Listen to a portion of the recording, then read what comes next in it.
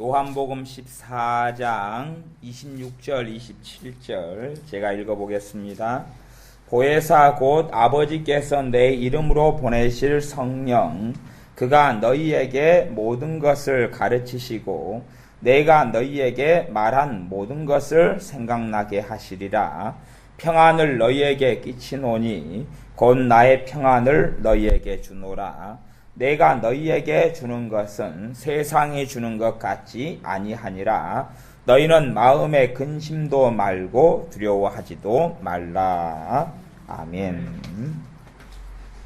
평안을 너희에게 끼치노니 주노니 곧 나의 평안을 너희에게 주노라. 주님의 제자들에게만이 아니라 주님의 사람들에게 하시는 말씀입니다. 주님의 사람들에게 나의 평안을 너희에게 주노라. 이 평안은 내가 너희에게 주는 평안은 세상이 주는 것 같지 아니하니라. 우리 마음이 어둡다가 재미난 유머 1번지나 코미디 프로를 보면 내 마음이 잠깐 밝아집니다. 그것은 세상이 주는 평안이어서 그 프로그램이 끝나면 다시금 내 마음이 어두워집니다. 누가 내게 좋은 선물을 하나 가져오면 내 마음이 잠깐 밝아집니다. 그러다가 그 선물이 사라지면 내 마음은 어두워집니다. 내가 새로운 차를 간절히 원했는데 새 차가 생기면 너무 기분이 좋고 행복해집니다. 너무 행복해졌는데 다음날 가니 누가 그 새 차를 긁어버렸습니다. 이제 행복해지기는커녕 열이 받지요. 그리고 이 양반을 어떻게 잡아서 혼낼까 궁리하게 됩니다. 그런 것처럼 세상이 주는 평안은 일시적이고 한계적이고 그 어떤 평안이 있으면 위로가 되었다가 그것도 오래가지 않습니다. 솔직히 여러분이 새 옷을 사서 입습니다. 그러면 기분이 좋죠. 아주 좋습니다. 그런데 새 옷을 사서 입은 기쁨이 얼마나 가느냐 하면 오래가지를 않습니다. 며칠 지나면 그건 사라지는 것, 이것이 세상이 주는 기쁨입니다. 주님께서 내가 너희에게 평안을 주노라 그랬습니다. 그렇기 때문에 주님의 평안은 지금 우리 주님으로부터 계속 신자들에게 부어지고 있습니다. 신자들에게 주님의 평안은 계속하여 부어지고 있습니다. 내가 그 평안을 받아들이는 것만이 신자에게 평안에 대해서는 남아있는 일입니다. 우리가 불안합니다. 그래서 하나님께 기도를 한다고 가정합니다. 하나님 내게 평안을 주십시오 기도합니다. 그러나 사실은 그 기도가 대부분은 잘못된 기도가 됩니다. 왜냐하면 주님은 내가 너희에게 평안을 주노라고 말씀하셨기 때문에 그렇습니다. 평안을 주옵소서. 내가 불안합니다. 평안을 주옵소서. 평안이 주어지지 않습니다. 주님 내가 두려움이 있습니다. 두려움을 내게 좀 없애주십시오. 없애주십시오. 하나님의 말씀은 하나님께서 주시는 것은 두려움이 아니다 그랬습니다.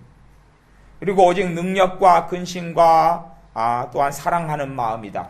그러니 그것을 하나님이 주시는 능력을 또한 근심, 신실함을 또한 그 사랑을 우리가 받아들이는 것이 우리의 몫이고 우리의 일입니다. 그래서 신자가 평안하냐 평안하지 않느냐 하는 것은 이 요한복음으로 이야기한다면 요한복음 14장 27절의 말씀을 내가 받아들이고 내가 믿으면 평안이 내게 오는 것을 알 수가 있습니다. 내가 너희에게 평안을 주노라. 주님을 찾고 주님을 믿는 사람들에게 평안을 주시는 것입니다. 그 평안은 신자의 것입니다. 주님의 사람의 것입니다. 주님의 십자가를 붙잡고 있는 사람의 것이 평안입니다. 그래서 평안을 멀리서 찾을 필요가 없습니다. 평안은 주님의 말씀에서 주님에게서 우리는 찾을 수가 있습니다. 세상의 환경이 주는 평안이 아니라 주님에게서 비롯되는 평안을 말입니다. 가난한 자든 가진 자든 없는 자든 또한 남녀노소를 불구하고 주님의 말씀을 믿고 주님을 믿는 사람들에게 평안을 주십니다.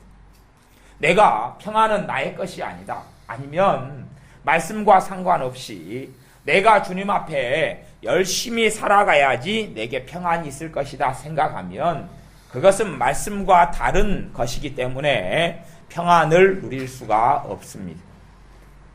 너희가 아무것도 염려하지 말고 기도와 간구로 너희 구할 것을 감사함으로 하나님께 아뢰라 하고 빌립보서 4장 6절에 나왔습니다. 그리하면 하나님의 모든 지각에 뛰어난 하나님의 평강이 너희 마음과 생각을 지키시리라. 하나님의 평강이요, 내가 염려를 없애버리고 물리쳐버리고 걱정을 물리쳐버릴 때에 하나님의 평강이 우리 안에 들어옵니다. 하나님의 평강이 내가 염려와 걱정을 물리치지 않고 염려와 걱정과 불안을 내 안에 받아들이면 내 안에 그 염려와 걱정이 가득 찰 것이지요. 찰 것입니다. 찰 것이면, 그렇다면 신자는 평안을 누리고 살 수가 없습니다.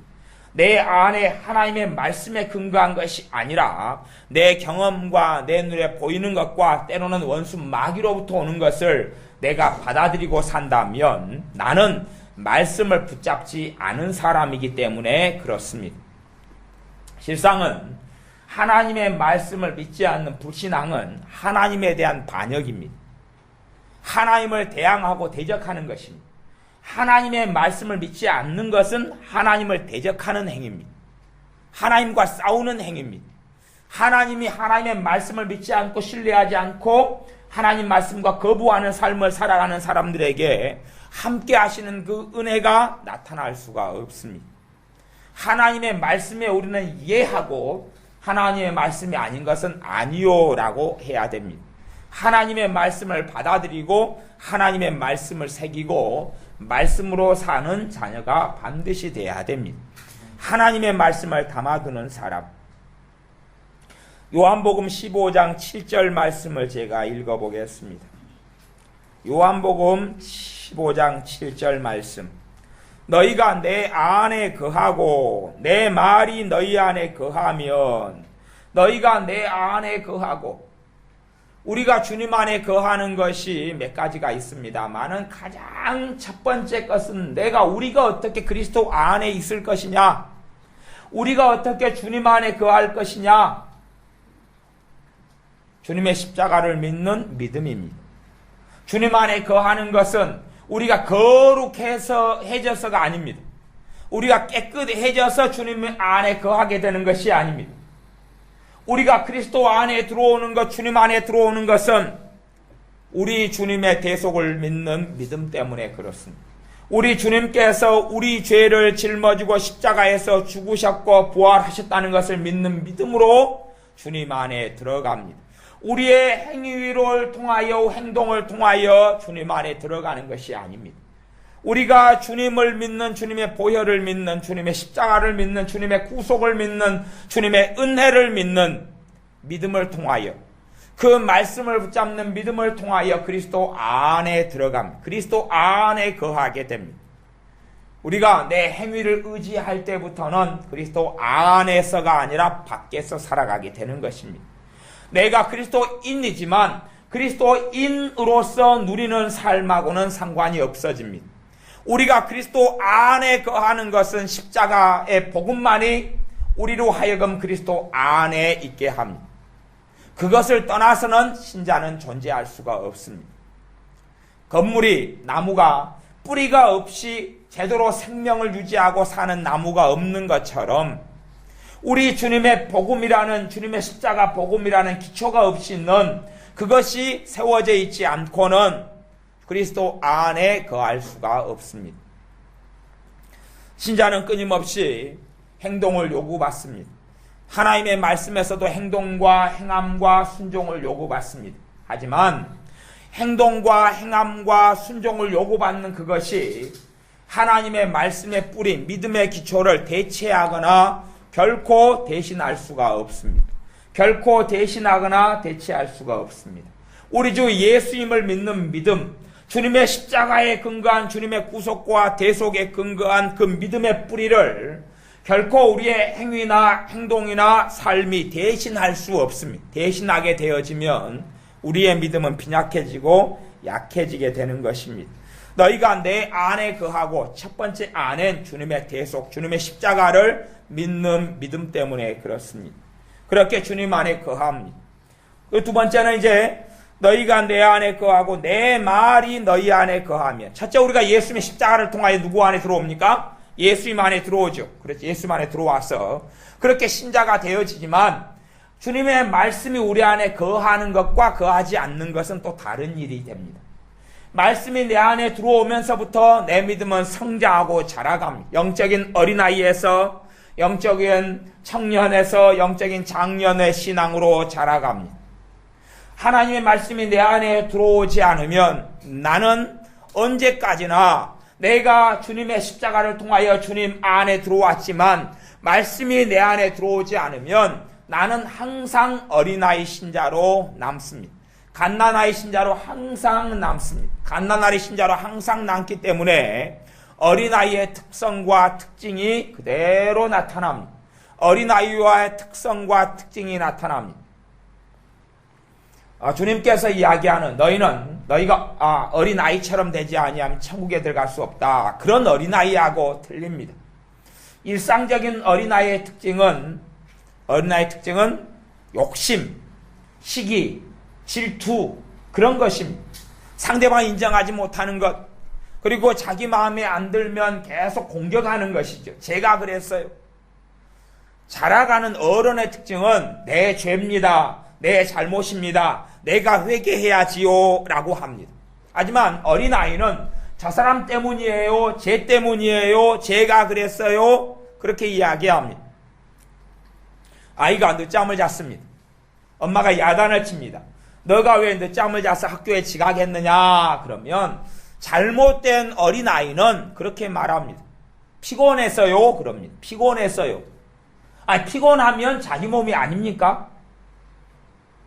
누가 나를 안 깨워줘서요? 그럽니다. 아니면 핸드폰으로 알람을 맞춰놨는데 그 소리를 못 들었어요? 그럽니다.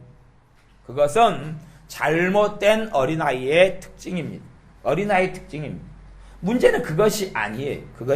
그것이 아니라 우리가 내가 먼저 그렇게 바르게 말할 때는 내가 늦게 일어나서 게으름을 피웠습니다. 죄송합니다. 그리고 이제 변명으로서는 제가 어제 너무 피곤하게 놀았나 봐요. 그렇게 하는 때 정상 참작이 되는 것입니다.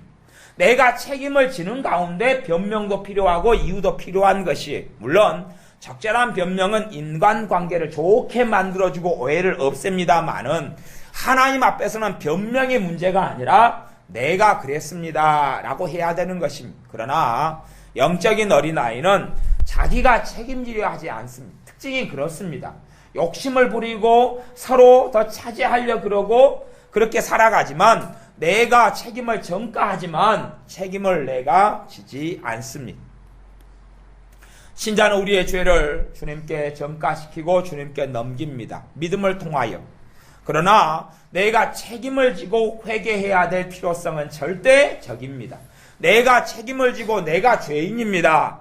내가 어리석은 자입니다. 내가 잘못했습니다. 라고 하나님께 나아가는 것입니다.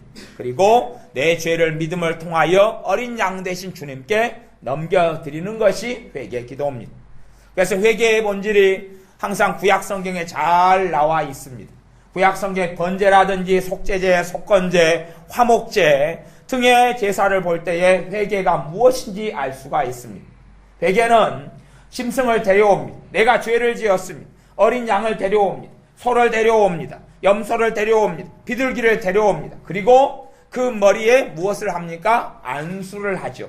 그 머리에 손을 얹을 때에, 그럴 때에 내 죄가 누구에게 넘어갑니까? 어린 양에게, 염소에게, 소에게, 비둘기에게 넘어가고 나 대신 이제 염소를, 소를, 송아지를, 양을 죽입니다.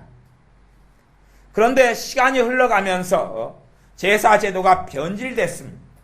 변질된 이유는 제사를 안 지냈기 때문이 아니라 믿음이 없는 제사로 바뀌어갔기 때문에 그렇습니다. 형식만 남았고 모양은 남았습니다. 하지만 자기 죄를 자기 동물에게 하나님의 말씀에 따라 전가한다는 것을 알지 못하고, 그리고 믿음이 없는 제사를 지내기 때문에 그들의 죄는 그대로 남았습니다. 그리고 이제 어떤 짐승을 바칠까? 그래서 돈이 적게 드는 짐승을 찾게 되고 절름발이를 찾게 되고 인간적인 생각을 찾게 되고 인간적인 방법을 쓰게 되는 그러한 인간적인 제사만 남게 되었습니다. 진짜 회개는 믿음을 가지고 할 수밖에 없습니다. 하나님의 말씀이 율법에 나와서 율법으로 이야기한다면 너가 짐승의 머리에 손을 얹을 때에 너 죄를 넘겨준다고 이야기했습니다. 그러지요? 너가 짐승의 머리에 죄 지은 너가 안수할 때에 죄를 넘겨줍니다. 그리고 직접 그 짐승을 죄 지은 사람이 잡게 했던 것이 과거의 제사 제도입니다. 너가 이제 짐승을 너 죄 때문에 죽이는 것이지요. 죄를 넘겨서 죽이는 것입니다. 그렇게 짐승을 죽일 때가 되면 얼마나 자신 안에 나 때문에 죽어가는 짐승을 볼 때에 어떻게 느끼겠습니까? 그리고 죄를 느끼고 참된 회개로 주님 앞에 더 나오면서 죄가 끊어져 가겠지요. 그런 것처럼 우리의 회개는 내 행위에 근거하는 게 아니라 나의 참된 회개는 주님의 십자가에 근거하는 것입니다. 내가 어떻게 살았느냐가 아니라 내 죄 때문에 우리 주님께서 어떤 대가를 치르셨느냐가 회개의 본질이 되는 것입니다. 내가 내 행동을 회개한 다음에 고치느냐 고치지 않느냐가 회개의 본질이 아닙니다. 그게 회개의 본질이 아니에요. 회개의 본질은 나의 죄 때문에 주님께서 어떤 대가를 치르셨느냐 하는 것입니다. 그렇게 할 때에 우리의 회개를 통하여 성령님이 역사하시며 우리의 마음이 바뀌고 생각이 바뀌고 그 다음에 우리의 행동이 바뀌게 되는 것입니다. 그러지 우리 스스로 회개가 제대로 이루어지지 않은 상태에서 우리의 죄를 가지고 주님께 나아가지 않은 상태에서 내 행위를 바꿔보려고 애쓰면 그것이 율법적인 노력과 애씀이 되지만 그렇게 선한 열매를 맺지 못하게 됩니다. 주님의 말씀에 요한복음 15장 6절에 사람이 15장 7절에 너희가 내 안에 거하고 내 말이 너희 안에 거하면 무엇이든지 원하는 대로 구하라. 그리하면 이루리라. 이루리라. 원하는 대로 구하라. 우리의 기도가 하나님 이렇게 해주십시오 하는 기도가 나쁘지 않고 좋은데 일반적으로 좋은데 그럴 때 그게 이루어지려면 무엇이 먼저 우리 안에 있어야 된다 그럽니까? 주님의 말씀이 내 말이 너희 안에 거하면 주님의 말씀이 내 안에 있어야 된다. 그런 말이 주님의 말씀이 내 안에 있어야 된다. 주님께 평안을 구하는 기도가 다 잘못된 기도는 아닙니다. 그런데 평안을 구하고 평안을 받는 사람은 내가 너희에게 평안을 주노라 했고 이미 주님으로부터 평안이 부어져 있음을 말씀을 마음에 담아두고 믿고 있은 다음에 평안을 구할 때 평안을 누리게 되는 것입니다.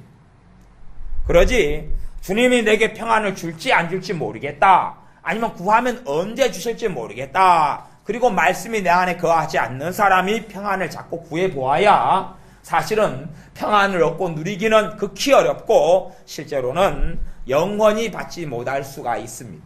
오히려 평안을 구하지 않고 그냥 은혜를 받으니까 평안이 와버려요. 덤으로. 회개가 일어나니까 평안이 와버리고 믿음이 생기니까 평안이 와버리는 게 사실 일반적인 일이잖아요.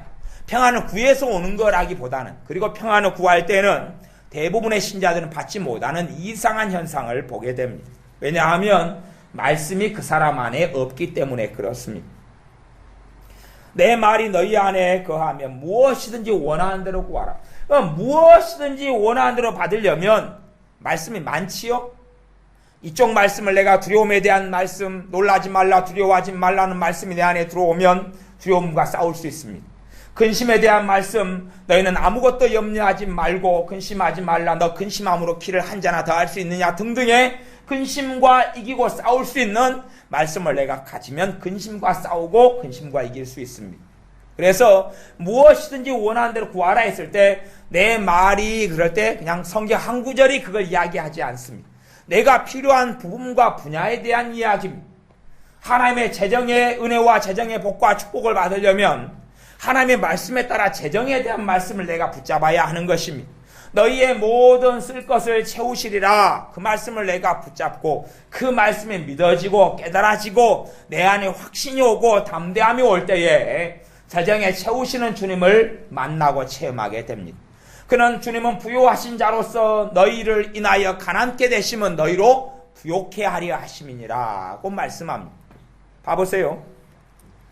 주님이 부요하신 분입니다. 모든 것에서 부요하신 분입니다. 주님께서 가난하게 되셨습니다. 가난케 되시면 그랬죠. 주님이 영적 가난을 겪었습니까? 실제적인 현실의 가난을 겪었습니까?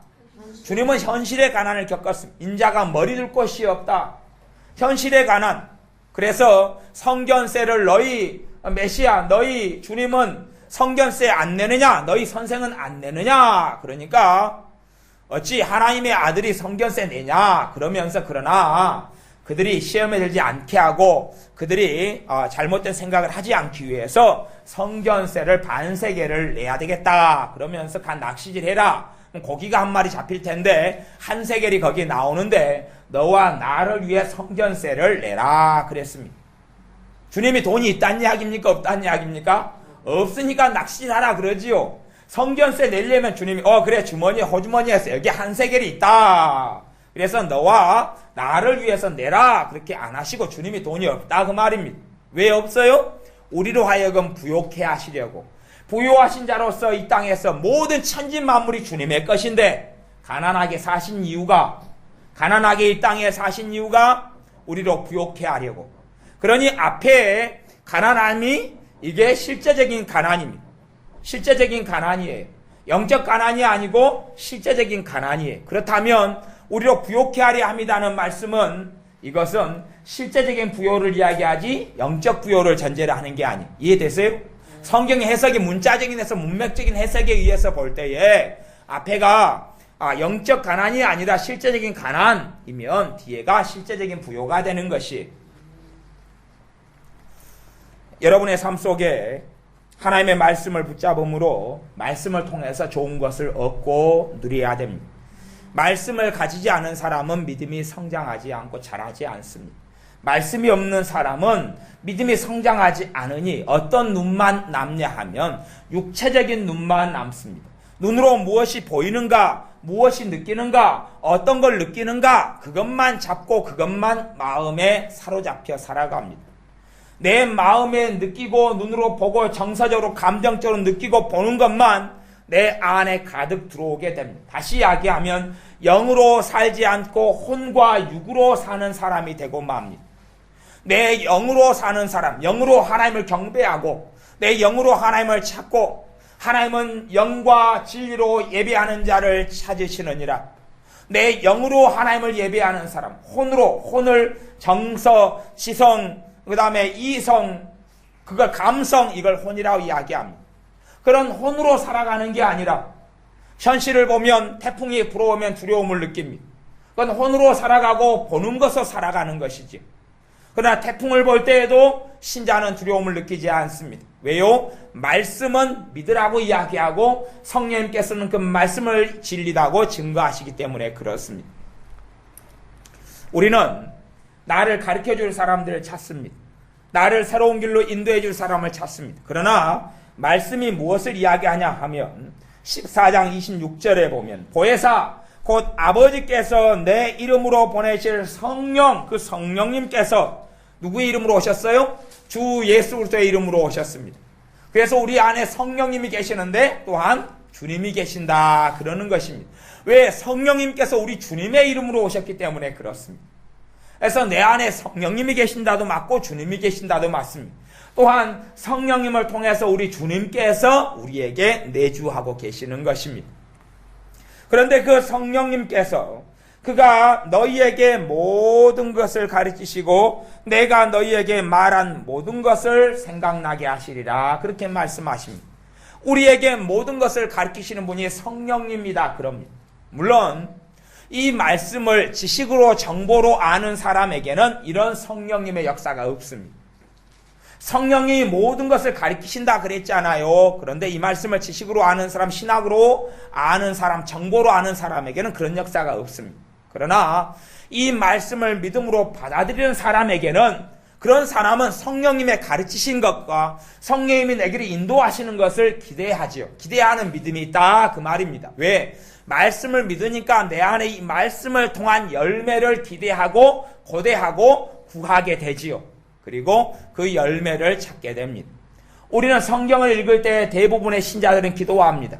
주님, 성령님을 통하여 말씀을 열어주십시오. 성령님, 진리의 길로 말씀을 나로 하여금 깨닫도록 인도해 주십시오라고 기도합니다. 하지만 성경을 읽어도 말씀을 깨닫게 하시는 성령님의 역사가 없을 때가 많습니다. 왜냐하면 이 말씀을 붙잡지 않기 때문에 그렇습니다. 성령님께서 모든 진리 가운데 말씀을 인도하신다는 것을 붙잡지 않을 때는 말씀을 통해 성령님은 역사하십니다. 말씀이 믿음이 되고 믿음을 통해 성령님은 역사하시는데 말씀이 우리 안에 거하지 않으면 우리는 이제 사람을 찾아다닐 수밖에 없습니다. 물론 성령님께서는 사람을 통해 말씀하시고 각 사람의 사명을 통해 말씀하시는 건 사실입니다. 하지만 성령님께서 사람을 통해 말씀하실 때도 저게 진리의 말씀을 전하는 거구나 하고 내 안에 성령님의 화답이 있느냐 하고 없느냐 하고 다른 이야기가 되어집니다. 15장 8절 말씀, 너희가 과실을 많이 맺으면 내 아버지께서 영광을 받으실 것이요 너희가 내 제자가 되리라. 예수를 믿는 사람을 제자라 그럽니다. 그래서 그리스도인이란 말은 안디옥 교회에서 이방인에 대해서 첫 번째로 분리했던 이름이고 그 이름이 지금은 기독교, 크리스찬, 그리스도인 이렇게 바뀌었습니다. 본질적으로 주님께서는 제자라는 말을 선용하시고 쓰십니다. 그래서 제자 훈련하는 그런 곳의 제자에서 개념은 초신자는 제자가 아니고 고급 아니면 고급 어떤 성경 공부 과정을 통과한 사람을 제자다 그러지만 성경에서는 예수를 믿는 사람을 제자라 그렇게 이야기합니다. 그래서 제자의 수가 3,000이나 더하더라, 제자의 수가 얼마가 더하더라 그렇게 사도행전에는 나와 있습니다. 그러면 여기서 내 제자가 되리라 그 말은 예수를 영접하고 믿은 사람이 제자인데 이제는 실제적인 제자의 삶을 살아가고 실제로 제자로 인정하느냐 그런 이야기입니다. 우리가 아이가 태어날 때부터 사람이죠. 하지만 얘가 사람의 구실을 하느냐 그렇지 않느냐는 또 다른 문제가 되는 것입니다. 태어날 때부터 내가 낳았으면 내 자식인데 정말 내 자식으로 사느냐 그렇지 않느냐는 다른 문제가 되는 것입니다. 그런 부분에서 내 제자가 되리라 하는 이야기를 하고 계시는 것입니다. 너희가 과실을 많이 맺으면 15장 8절에는 과실 이야기를 하고 15장 7절에는 내 말이 너희 안에 거하면 이라는 말씀을 하는 것입니다. 우리 삶에 과실이 많이 맺히는 것이 무엇과 관련이 있다는 이야기입니까?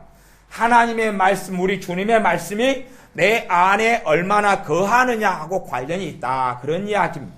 하나님의 말씀이, 주님의 말씀이 내 안에 거할 때에 열매가 나타나고 과실이 나타나고 살아있는 사람이 되어진다. 그런 이야기입니다. 살아있는 신자로서 제자로서의 능력을 거두고 나타나고 살아간다. 그렇기 때문에 과실을 많이 맺는다. 그렇게 말씀합니다.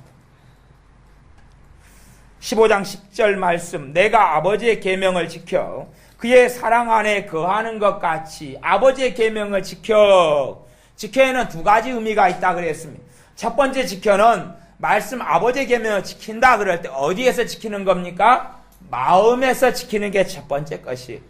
마음에서 지키는 게 첫 번째 것이. 다시 이야기하면 하나님의 말씀을 마음에 붙잡아 내놓는 것이 지키는 것입니다. 우리가 근심거리가 있으면 마음에서 단단히 근심거리를 붙잡아 놓고 있습니다. 혹시 반복해서 근심을 안 하면 큰일이 날 것처럼 근심거리를 마음에 단단히 붙잡아 놓고 있습니다. 그리고 마음의 근심거리를 꼭 끌어안고 있습니다. 슬픔이 있으면 슬픔이 오지 도망가면 큰일 날 것처럼 슬픔을 꽉 붙잡아서 마음속에 꼭 매놓습니다. 그리고 그 슬픔을 그대로 느끼는 것을 즐기는 변태적인 사람도 있는 것을 봅니다. 하지만 우리가 말씀을 지키는 것은 마음에서 먼저 지키는 것입니다. 마음에서 말씀을 지키는 것. 그래서 주님께서 내가 아버지의 계명을 지킨다 그럴 때 첫 번째가 어디예요? 마음에서 지키는 것이. 그렇기 때문에 우리 주님께서는 마음에 있는 믿음의 말씀들이 주님의 입으로 자꾸만 선포되고 선언되고 나오셨습니다. 그리고 그때에 하나님의 말씀이 역사해서 우리 주님께서 사람이 몸이 되셔서 사셨지만 하나님의 뜻을 실천하고 순종하며 행하고 살아가실 수 있었습니다. 그렇기 때문에 주님께서도 주님의 삶을 주님의 제자인 우리가 살 수 있다고 말씀하시는 것입니다. 나하고 너희는 너무 종류가 틀려서 너희는 나처럼 하나님을 기쁘게 할 수 없다. 그렇게 말씀하시는 게 아니라 너희는 나처럼 살 수 있다고 말씀하시는 것입니다. 그렇기 때문에 너희는 나를 따라오너라 라고 말씀하십니다. 우리도 마찬가지로 하나님의 말씀을 첫째 지켜야 될 것, 아버지의 계명을 첫째 지켜야 될 것은 우리의 마음입니다. 마음속에 말씀을 집어넣지 않고는 결코 믿음이 생겨나지 않습니다. 마음속에 말씀을 받아들이지 않고는 믿음이 생겨나지 않습니다. 하나님의 말씀을 마음으로 받아야 됩니다. 그러나 이게 쉽지 않아요.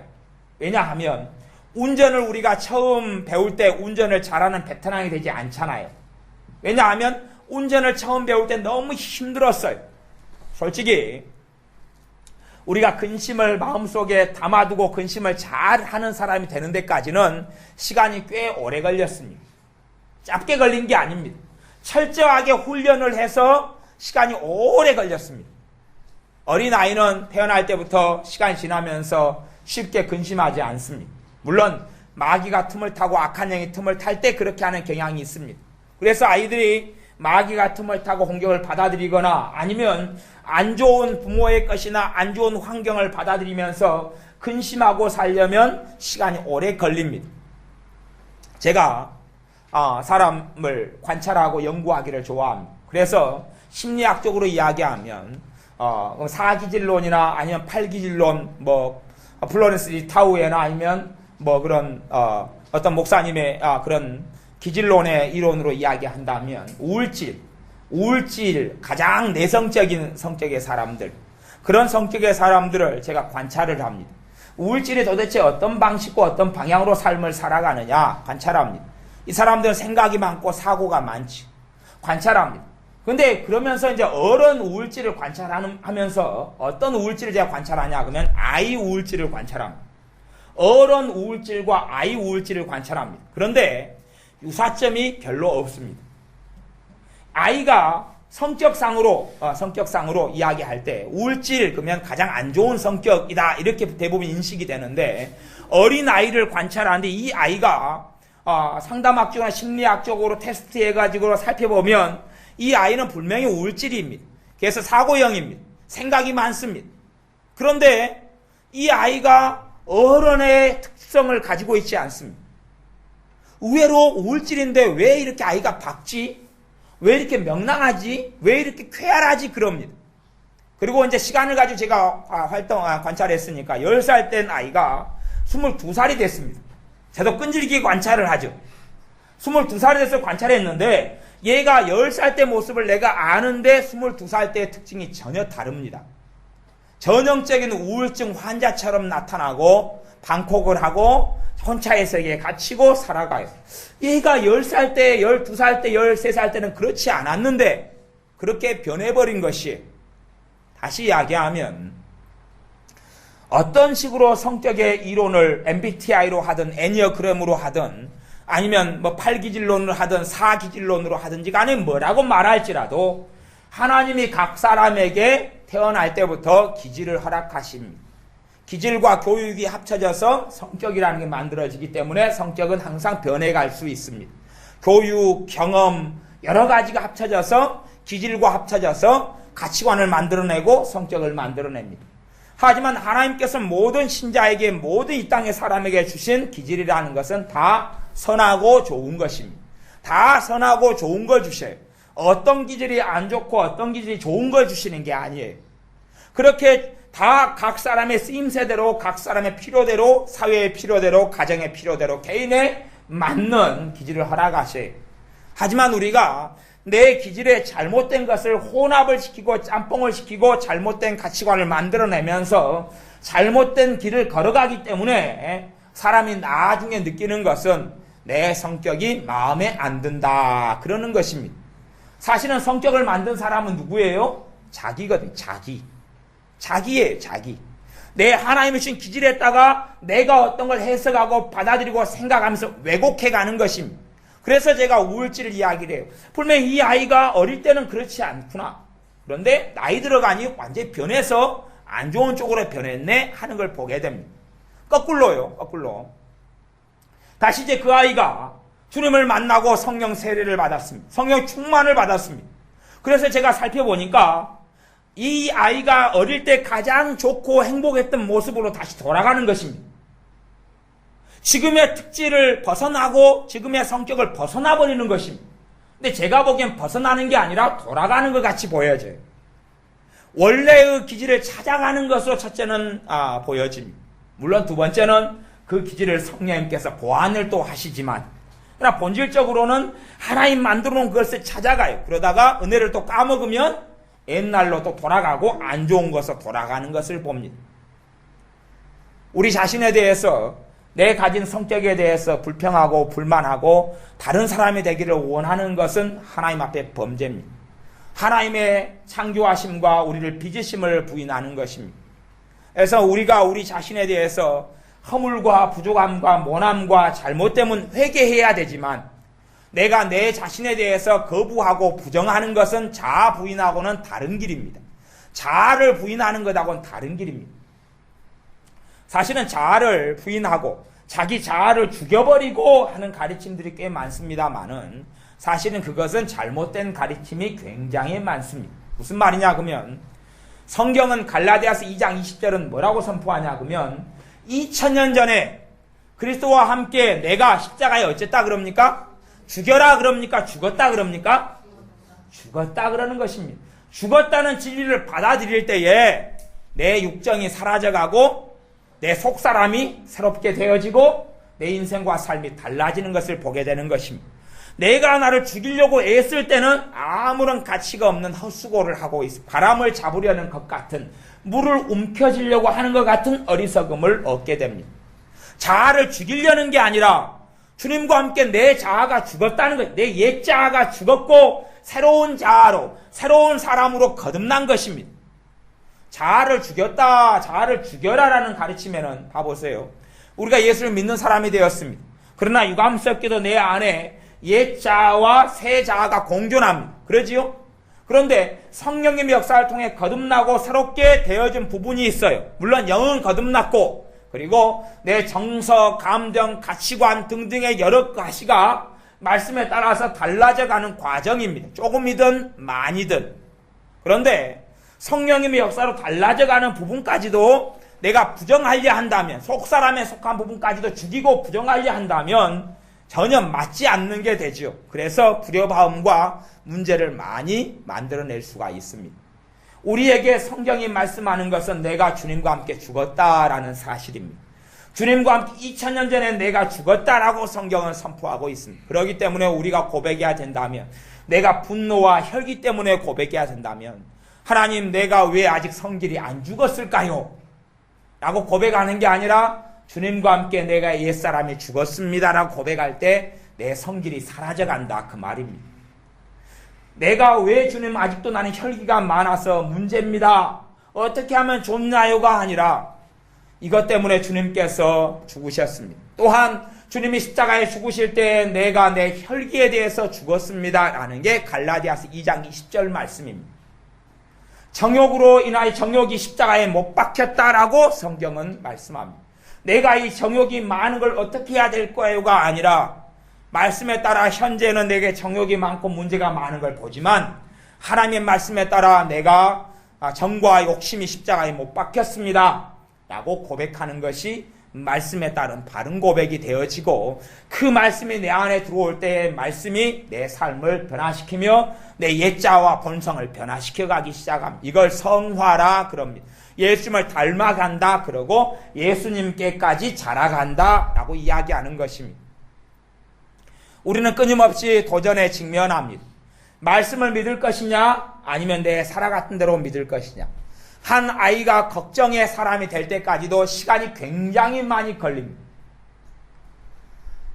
나이 드신 분들은, 여자분들은 처녀 시절이 있습니다. 처녀 시절에 좋았고 행복했던 시절이 있다고 치면, 그 처녀 시절의 그 밝은 모습, 좋았던 모습, 행복한 모습이라고 가정한다면, 지금 내가 우구중충하다면 그 처녀 시절에서 이까지 오는 데까지 많은 경험과 체험과 해석과 등등이 있었을 것입니다. 그리고 끊임없이 내가 나를 교육을 했겠죠. 그래서 내가 지금 현재 근심이 있고 염려가 있고 절망이 있으면 그런 사람이 된 것입니다. 그렇게 내가 근심에 사로잡힌 사람이 되려면 시간이 오래 걸립니다. 제가 아는 어떤 권사님이 있습니다. 그분을 한 20년 전에 알았는데, 더 전에 알았는데, 그때는 근심으로 100% 충만하지가 않으셨습니다. 근심으로 한 50%까지 충만하셨습니다. 다시 이야기하면 믿음이 좀 있으셨다 그 말입니다. 그래서 그분이 혼자 사셨는데 남편 두고 결혼하고 또 결혼했는데 애를 못 낳고 남편 죽고 그리고 혼자 몸이 되어서 조카들을 자식처럼 키우고 그렇게 사셨습니다. 그런데 조카가 암으로 또 몇 년 전에 죽어버리고 어떻게 되고 어려움이 또 생기고 겪으면서 이 50% 근심의 분이 거의 80% 90% 근심이 충만한 분이 되셨습니다. 어느 날부터 이분이 개를 키우기 시작했습니다. 방 안에서 개를 키우기 시작했습니다. 근심이 충만한 분이 돼 가실수록 이제 무슨 걱정도 들어옵니까? 개 걱정이 들어와서 항상 개를 걱정하십니다. 그래서 개를 우리한테 맡기셨어요. 개를 좀 얘를 좋은 데 보내달라고. 어떻게 노인이고 나이 드셔서 처리를 못하니까 보내달라고. 그래서 우리가 제 동생 전도사가 산에 들어가서 개한테 이야기를 했습니다. 개야 집에 찾아온나? 그리고 돌아왔는데 개가 못 찾아왔습니다. 그래서 좋은 곳에 보내셨다고 그랬습니다. 개가 너무 뚱뚱하고 운동을 안 해서 걷지를 못하더라고요. 한 5분도 걷지를 못해요. 개가 개같이 된 게 아니고 개가 이제 그 권사님의 아드님 자리가 된 거예요. 아드님 자리가 돼서 아들의 위세를 떨고 사셨어요.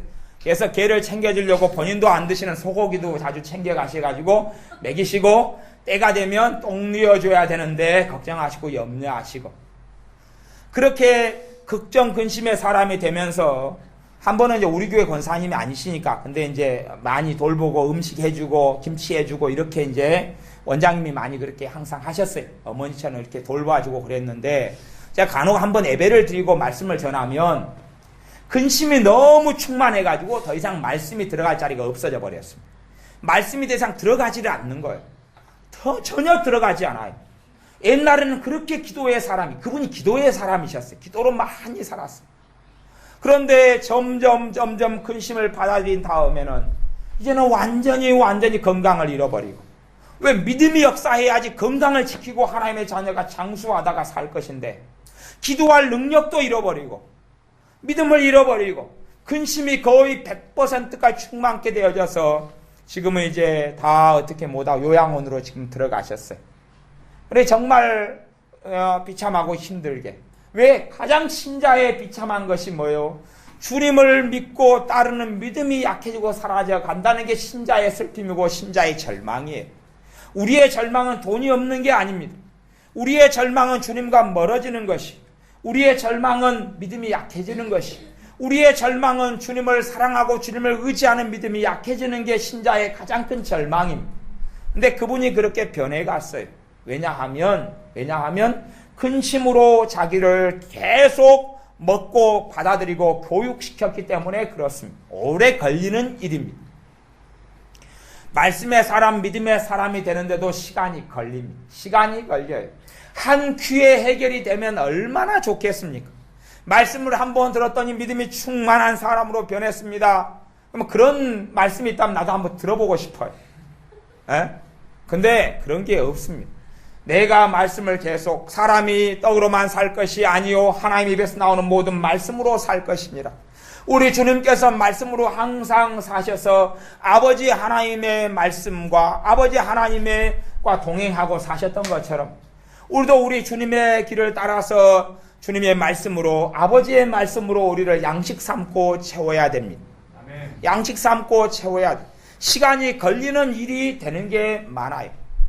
우리는 사람의 한 좋은 말에 있어서는 잘 훈련되어져서 귀가 쏠깃해집니다. 귀가 쏠깃해져요. 저는 공주병도 꽤 좋은 병이다 생각합니다. 공주병도 꽤 좋은 병이다. 왜 꽤 좋은 병이다 그냐면 누가 니 못생겼다 자기 공주병에 걸린 사람은 받아들이지를 않습니다. 아니야 나는 공주야. 그러니까 상처를 받아요 안 받아요? 상처를 안 받아요. 그러니까 그것도 꽤 좋은 병이다. 하나님의 말씀을 보시면서 하나님의 복이 내게 임하여 있고 하나님의 축복이 임하여 있는 사람이라는 것을 믿으면 누가 저주를 한다 해서 그 저주가 내 마음속에 파고 들어오지 않습니다. 누가 나를 멸시한다 해서 내가 비참해지지 않습니다.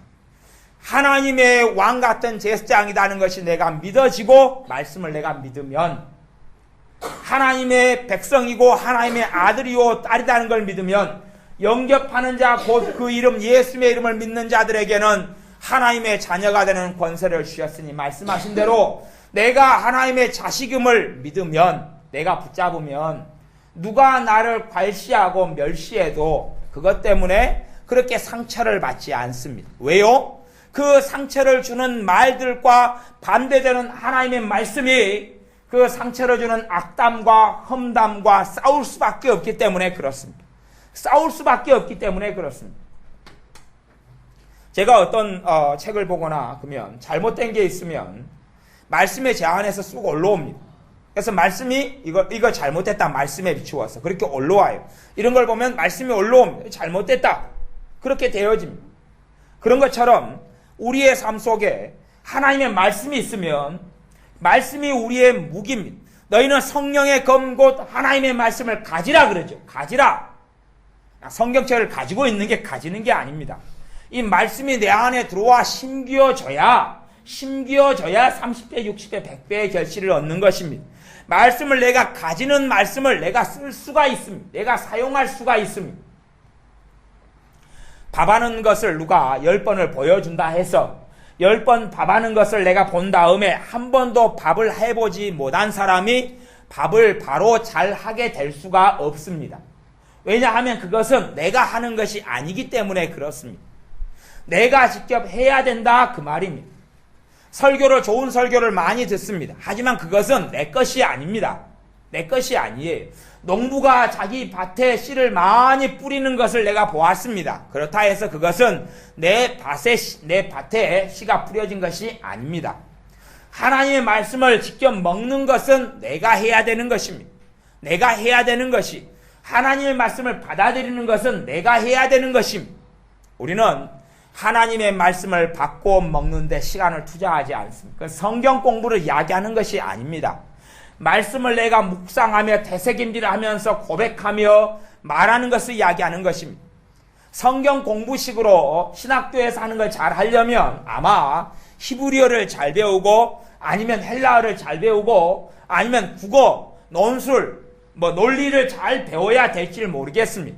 육하원칙에 따라서 이 본문에서 누구에 대해서 이야기했는가, 무엇을 말했는가, 왜 말했는가, 어떻게 말했는가, 어떻게 해야 된다 하는가 등등의 것을 찾아내려면 좀 더 지식이 많이 있어야 될 것입니다. 그러나 그런 신학적인 지식으로 말씀을 알도록 해놓지 않았습니다.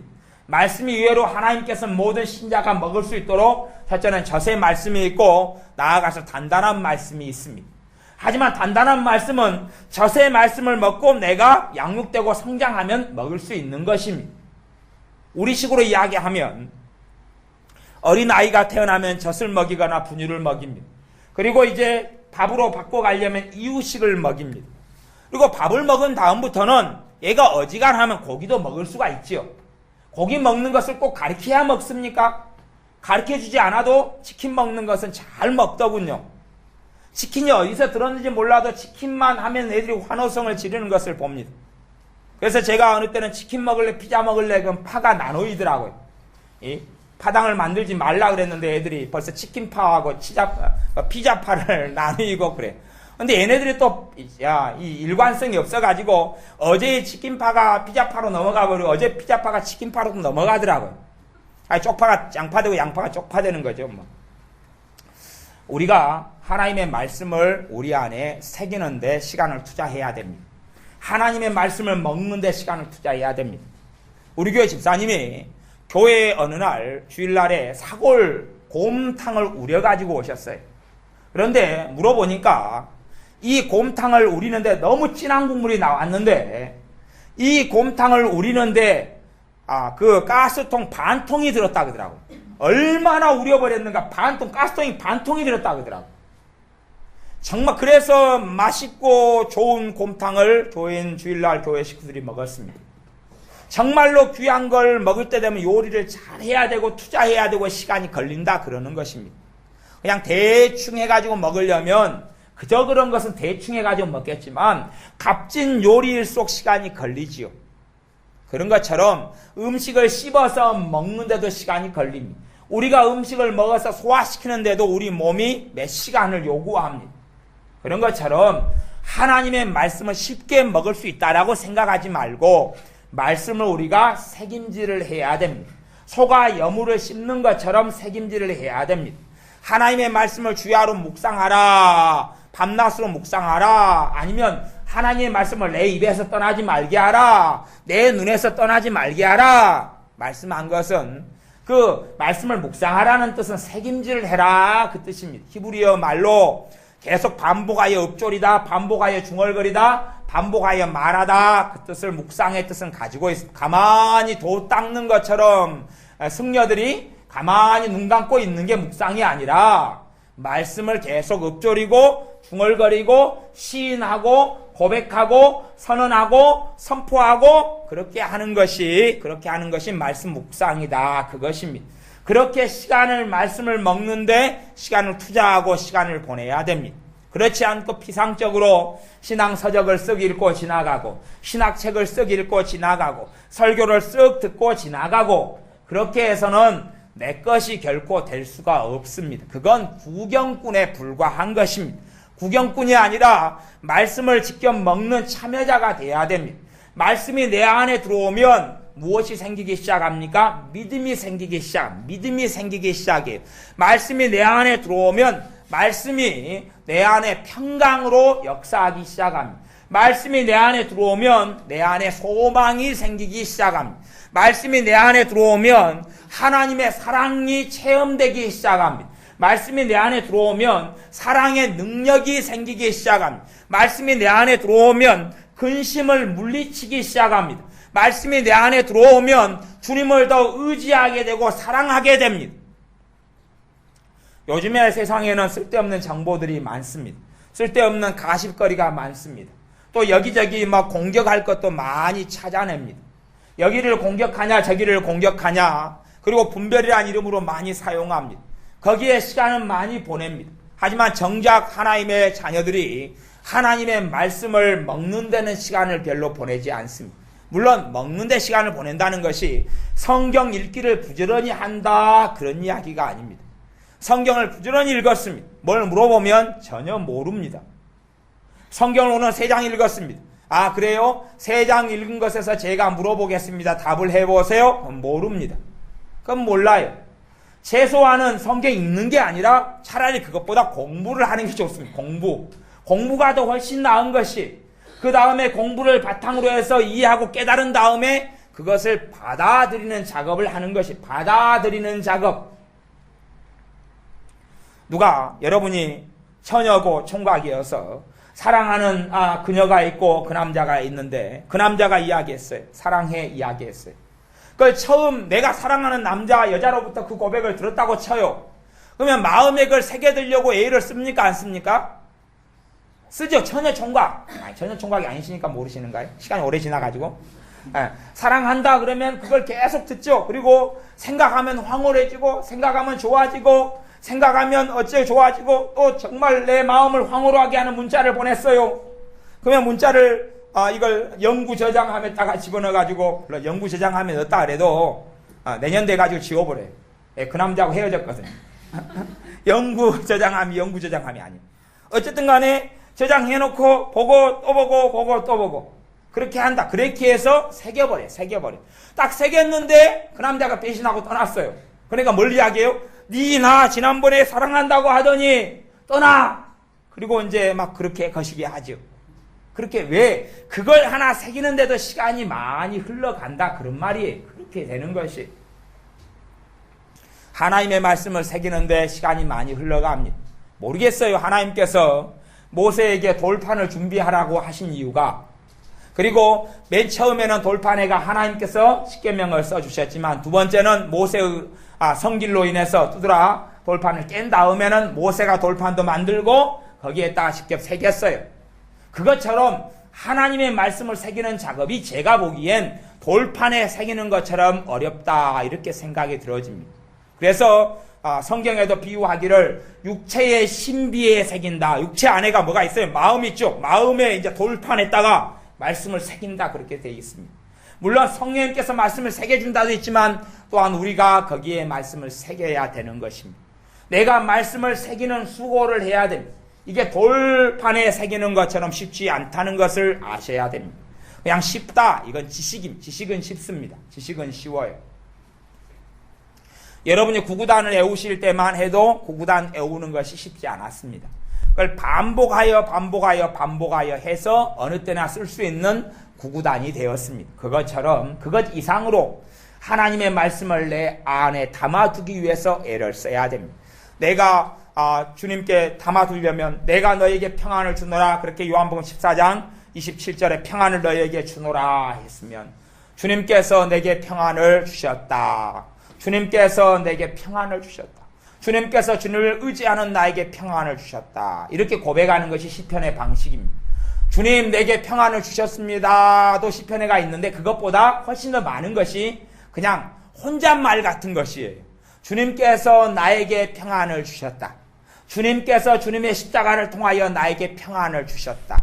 그렇게 고백할 때에 평안이 내 안에 들어오기 시작하고 평안을 주셨다는 말씀이 내 안에 심어지는 작업이 되는 것입니다. 주님께서 내게 평안을 주셨다.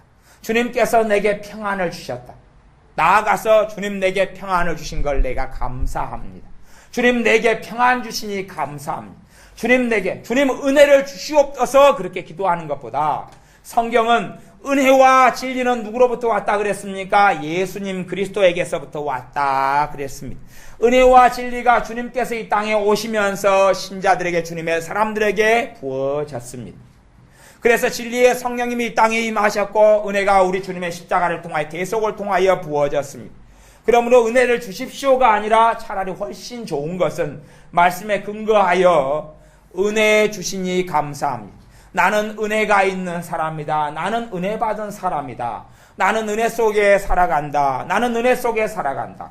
나는 주님의 사랑 속에 산다. 나는 사랑 속에 거한다. 그렇게 고백하고 말하는 것이 은혜에 대한 말씀을 내 안에 새기는 가장 좋은 방법 중에 하나가 되어집니다. 여러분의 삶 속에 하나님의 말씀을 새기는 작업을 하십시오. 하나님의 말씀을 쉽지 않고 어렵지만 새기는 작업을 하십시오. 어떤 자식이 그럽니다. 나는 쓸모없어요. 그래요.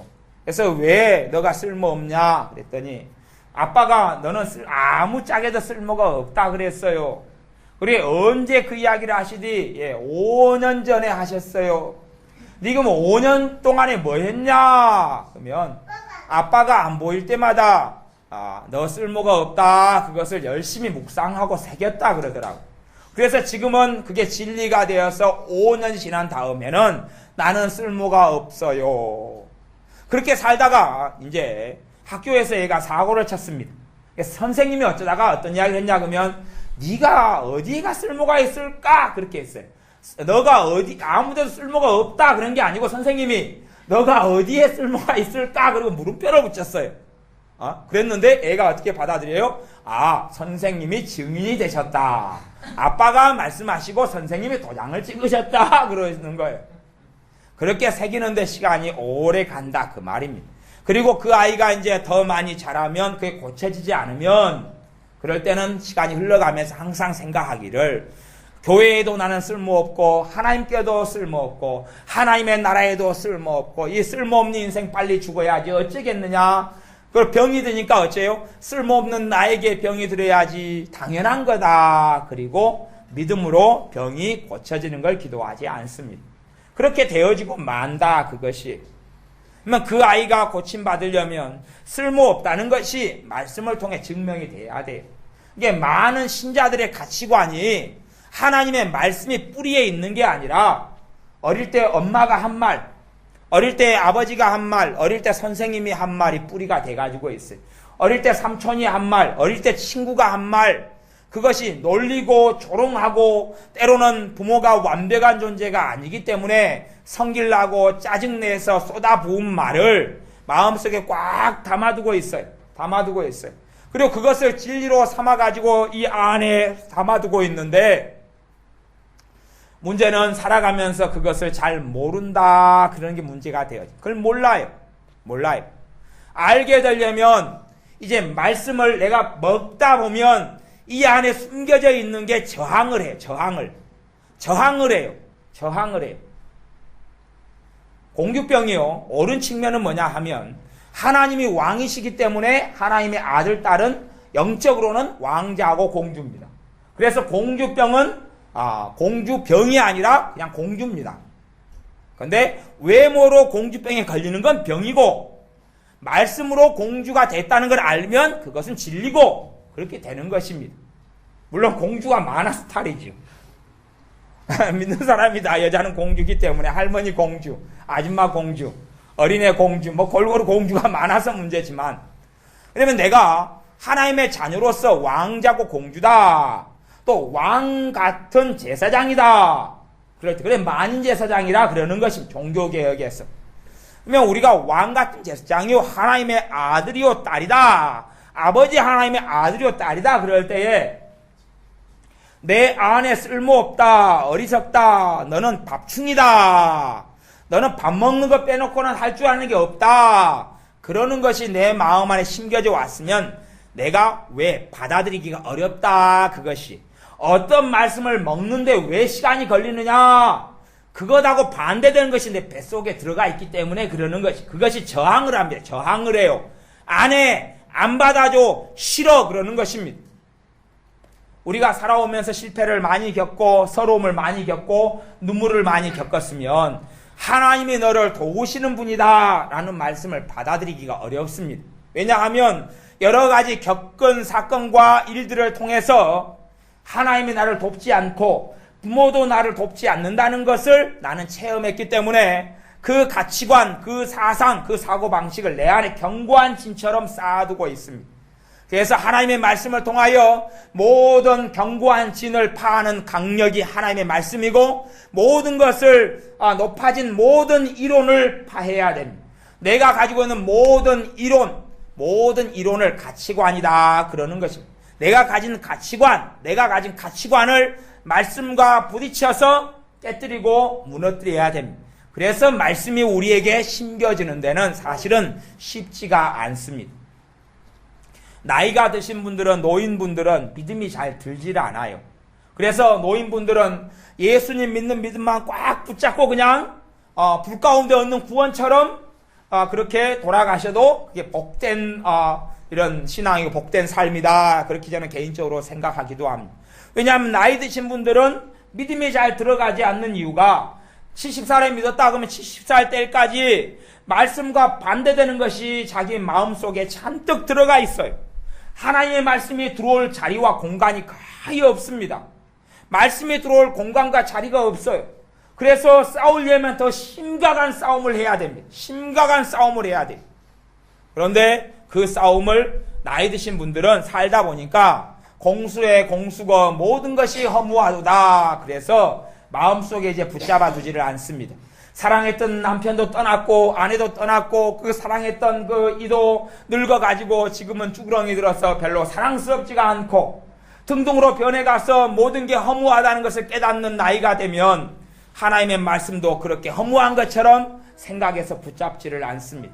그리고 말씀을 받아들이고 먹는 데 시간을 보내고 시간을 투자하지 않습니다. 여러분은 말씀을 받아들이고 먹어야 됩니다. 시간이 오래되어도 받아들이고 먹어야 됩니다. 가장 먼저 우리가 그래도 투자해야 될 말씀들은 무엇이냐 하면 주님께서 우리에게 무엇을 해주셨느냐 하는 것입니다. 성경에는 그런 것이 어떻게 나왔냐 하면 그리스도 안에 있으면 그리스도 안에서 이렇게 표현되어 있습니다. 그리스도 안에란 말은 주님의 십자가를 통해서 주님의 사람들에게 주님께서 무엇을 하셨느냐 하는 이야기를 대부분 하는 구절입니다. 대부분 그렇게 말씀하는 것.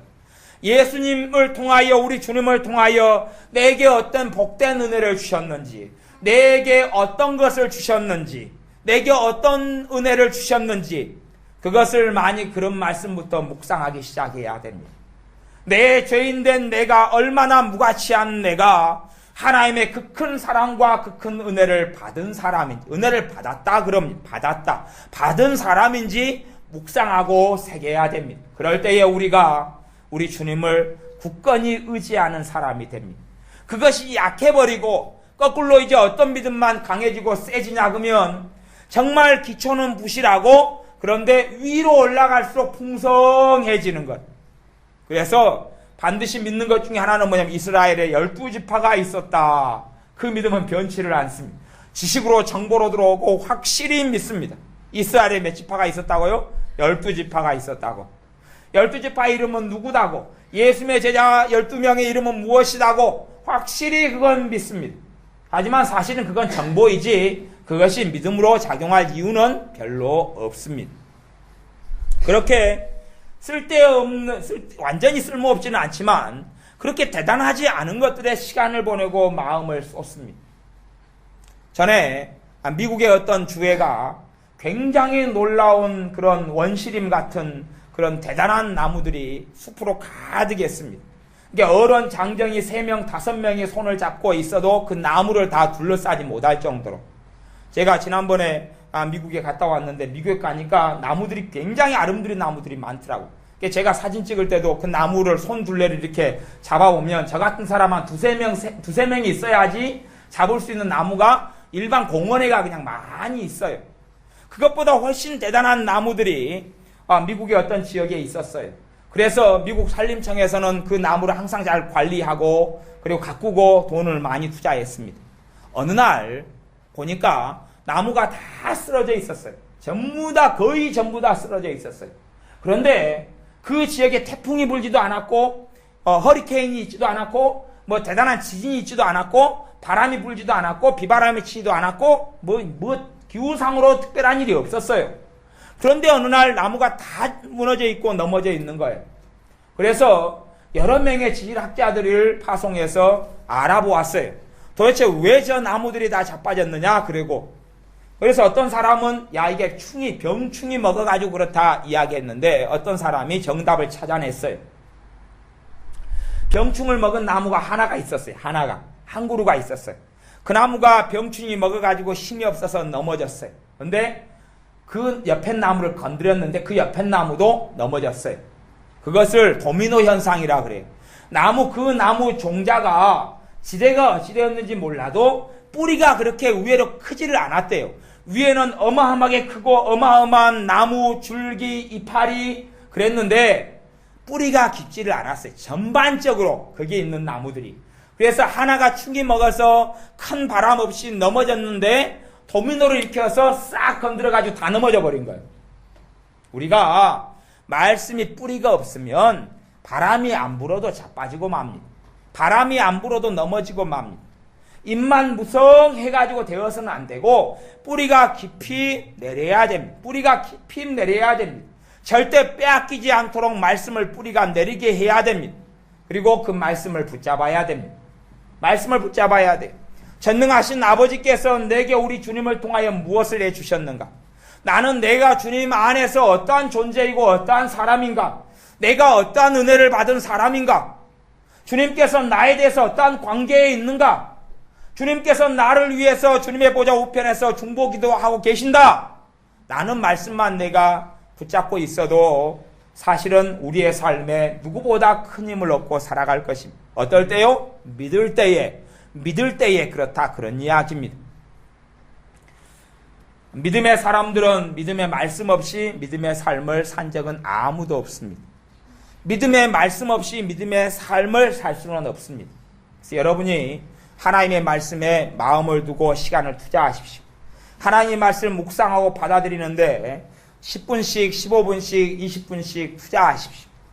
너무 많은 시간이 아니라 말씀을 그렇게 바르게 먹고 받아들이는데 투자하십시오.